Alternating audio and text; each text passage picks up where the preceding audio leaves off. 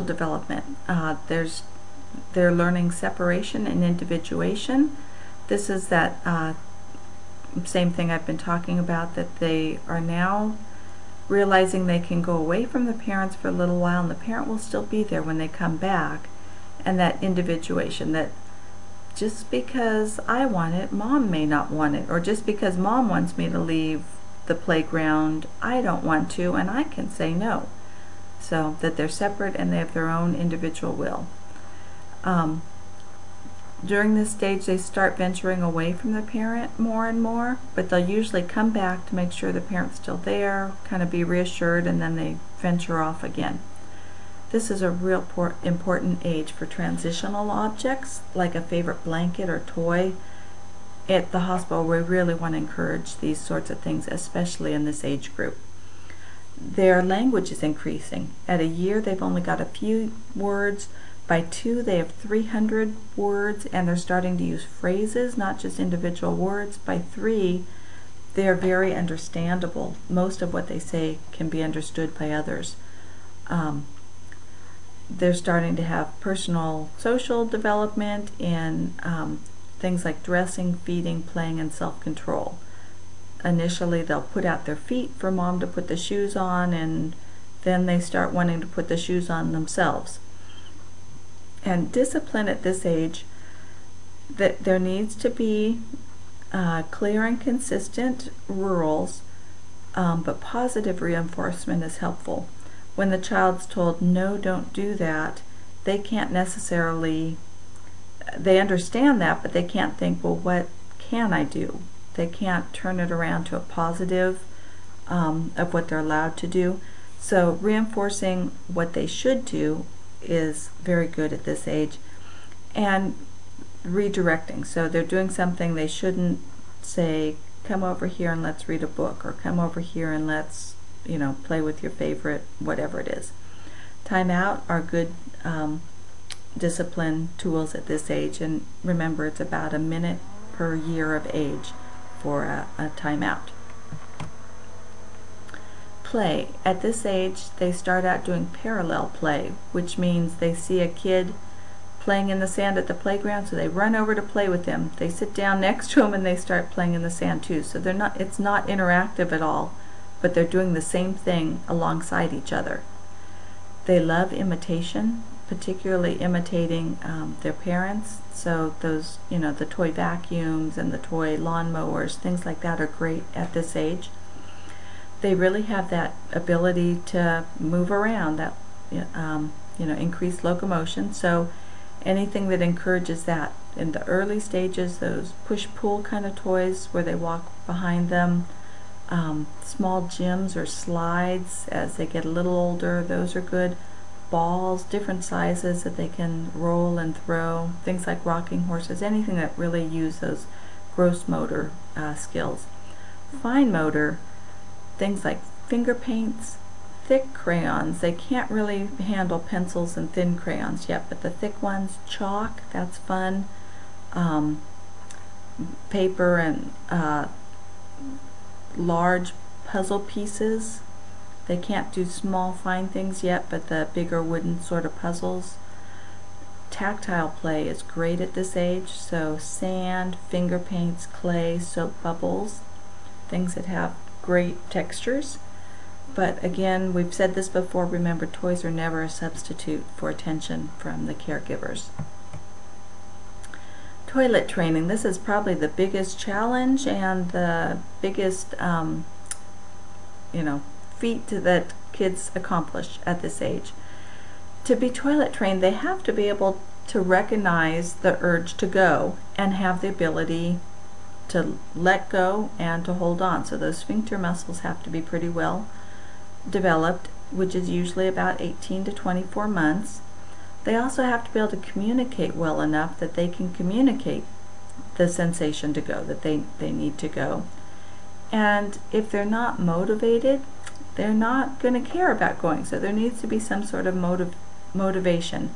And if that's not an intrinsic motivation because they don't like the feeling of a wet diaper, well, maybe it's motivation to please the parent because, you know, the parent makes a big deal of it and puts a new sticker on the sticker chart or whatever motivator that they're using.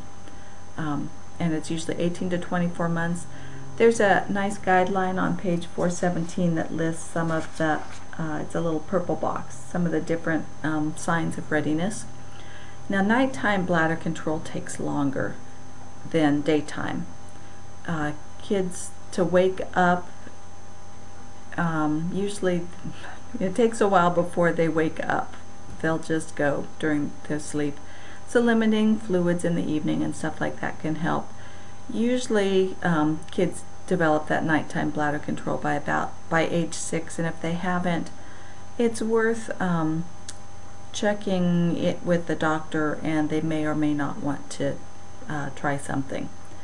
Now, regression, whenever some big change happens, is normal, whether that be a sibling being born or going into the hospital. Regression is normal. It doesn't mean that there's some problem. This often is the age that a sibling's born, so sibling rivalry really becomes an issue. Kids are naturally jealous, and they resent the attention the new child's taking, the change in routines. It's really good to prepare a toddler for a newborn, but they don't have a good sense of time. So, tomorrow, next week, next month doesn't really compute for them. So you don't really want to prepare them so far in advance that they're waiting, and this child never comes. When the child does come, it's good to provide them with a doll or something so that they can do those imitative behaviors and do what the parents are doing.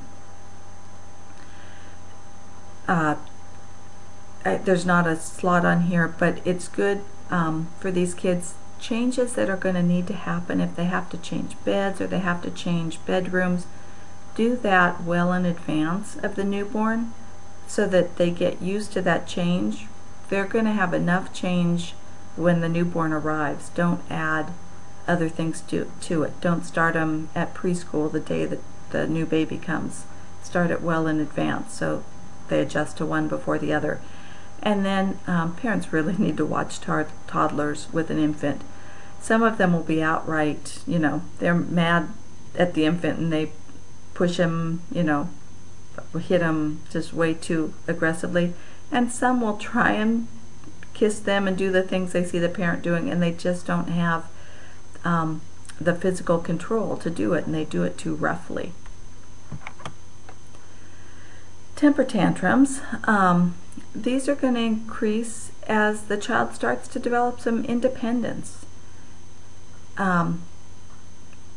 Sometimes it comes from tasks that are attempted that the child can't do, and they get frustrated, or they become overwhelmed and they throw themselves down and they scream and they have a fit. Sometimes they're about discipline. They're told no and they throw a fit. Parents need to be encouraged to really be consistent with this. It's hard. It's so much easier to give in and have the child be quiet than to wait out the tantrum.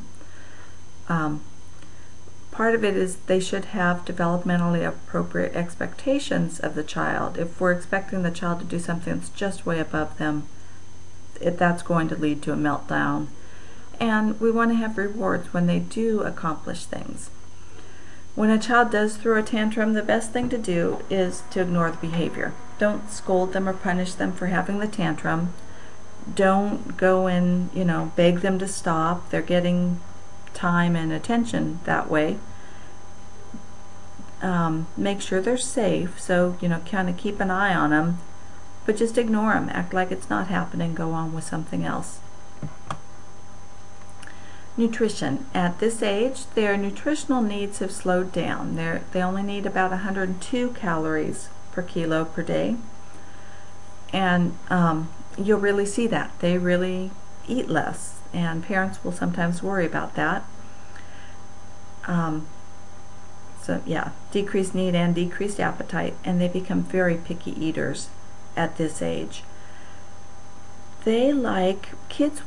Toddlers want to come to a meal and meet an old friend As adults, we want to go to a meal and have an adventure.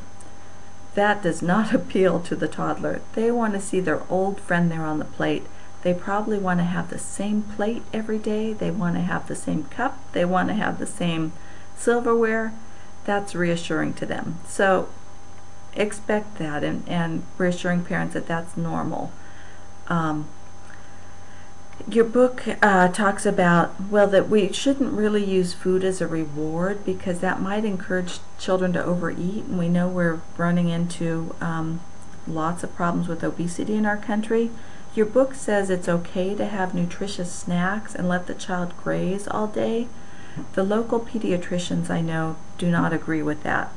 They say give kids 3 meals a day and 3 snacks, and if they eat next to nothing at those, that's okay, but mealtime needs to be, you stop playing, you eat, then you go back to playing, to not develop that habit of grazing, because too many of us continue that habit into adulthood, and that's not good for us. Dental health, realize at this age, effective cleaning of the teeth needs to be done by the parents. The child might be wanting to try it themselves, and that's okay to let them try, but then the parent really needs to finish it up. Fluoride, the permanent molars, even though they're not anywhere near erupting, they are developing way up in the jaw, and so fluoride is recommended after 6 months of age if it's not in the water, and it's going to depend on where the child lives. How much sugar the child eats affects developing cavities, dental caries, but it's really not the amount of sugar, it's the frequency. So if they're drinking sugared juice, a sip, every few minutes all day long, that's a lot more sugar exposure than 1 big cup of juice at meals, and then after that they rinse their mouth or brush their teeth. So we really want, we should be trying to get kids off of a bottle shortly after a year, but if they're keeping them on the bottle, it should be water. And if they're taking bottles of milk or juice as they're falling asleep, that milk or juice just pools in the mouth, and that's where we get those really bad front teeth caries. They'll call them baby bottle caries. So we want to try and wean kids fairly early. By 14 months of age, they can do a cup without any problem, and should be able to be off a bottle. Injury prevention is important at this age, and motor vehicle injuries are still our biggest problem. That's more than half of the accidental deaths during this age. And the biggest safety measure we can use are car seats. The correct car seat put in correctly and used. Kids may not like them, and so parents let them out. Another problem is drowning. Doesn't take deep water for a child to drown in it. Burns can be from stoves or from matches. Poisoning, and that's almost always because the chemicals were stored improperly. Falls, kids run and trip, so playground injuries are very common. And aspiration and suffocation are problems at this age, so we want to really be sure kids are getting the appropriate toys. And here's a picture of a booster seat. The current recommendations, children have to be in a car seat until they're 4 years old and 40 pounds, so whichever one comes later. And then it's recommended that they be in it's required they be in a booster seat until they're 6 years old or 60 pounds, but it's recommended that they stay in one until they're 4 foot 9 inches tall, which is usually 10 to 12 years of age. And here's some other safety issues, safety problems.